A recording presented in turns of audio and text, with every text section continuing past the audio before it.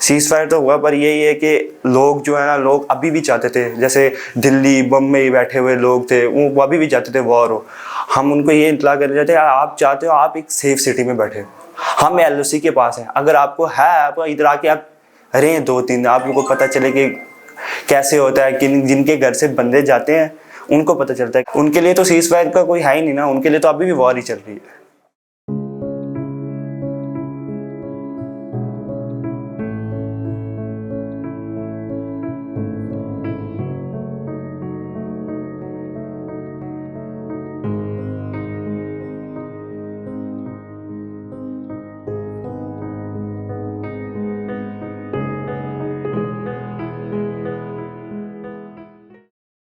सुबह 7 बजे हमारे घर में ये गोला पड़ गया था।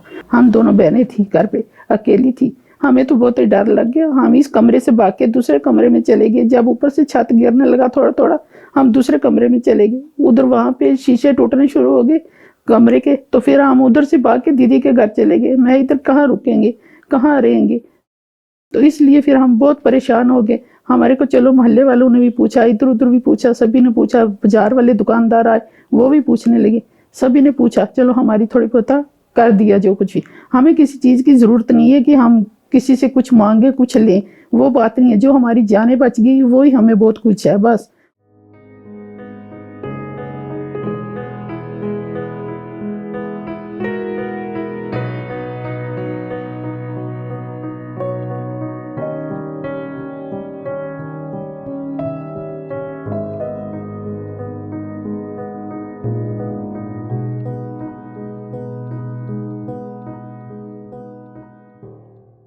इधर कोई 7:15 बजे पहले गुरुद्वारे के पास पाया, सिंह सभा गुरुद्वारे के पास।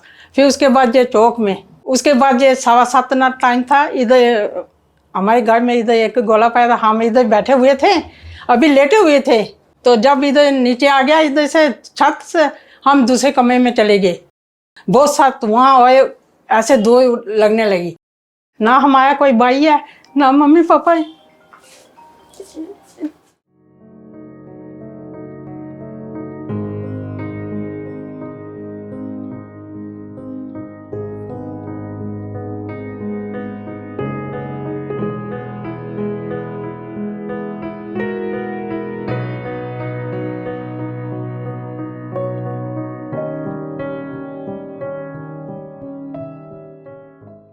आठ बजे तक बॉम्ब गिरा।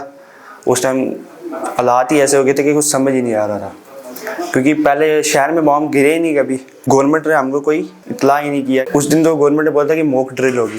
हमारे ब्रदर फौजी थे, अमरजीत सिंह फौजी, उन्होंने हमको पहले ही बता दिया था कि मॉक ड्रिल का क्या क्या रिसोर्सेज हैं। लेंटर पे सारे चढ़े हुए थे, क्योंकि हम देख रहे थे, क्योंकि शहर में कभी बॉम्ब गिरा ही नहीं है। क्योंकि हमारे जो फादर थे वो भी उन्होंने 1991 की वॉर देखी है, 1971 की वॉर देखी हुई है, तो उन्होंने सारा बताया कि इधर शहर में कभी बॉम्ब गिरे ही नहीं है। तब भी हमारा भाई बोल रहा था कि कोई पता नहीं है, कहीं भी बॉम्ब गिर सकता था, सारे आप नीचे चले जाओ।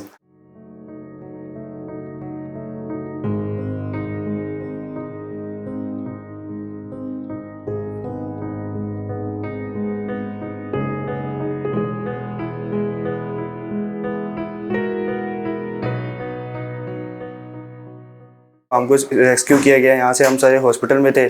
ब्रदर मेरे को ज़्यादा लगी थी। ब्रदर मेरे को 3 शेल लगे थे, 2 उनके पेट में लगे थे, एक उनको लंग्स के पास लगा था।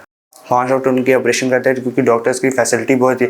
आगे डॉक्टर भी डरे हुए थे, पर उन्होंने 2 ऑपरेशन किए। 2 में तीसरा जो था वो बहुत माइन्यूट था, बहुत छोटा था, जिनको वजह से उनकी डेथ हो गई, क्योंकि उनको सांस लेने में प्रॉब्लम हो रही थी।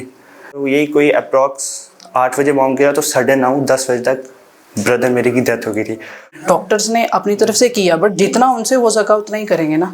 आपके पास एम्बुलेंस काफ़ी ज़्यादा होनी चाहिए, आपके पास वेंटिलेटर्स होने चाहिए। हमारे हॉस्पिटल में वेंटिलेटर्स नहीं है। मतलब लोग जिसको था, जितना उनसे हो सकता था वो करते थे, उसके बाद वो उसको जम्मू रेफ़र कर दें। जम्मू कैसे लेके जाएं, बाहर इतने ज़्यादा बम्बार्डिंग हो रही है। फिर भी हमने प्लान किया कि हम उनको जम्मू लेके जाएँ, बट वो सर्वाइव नहीं कर पाए।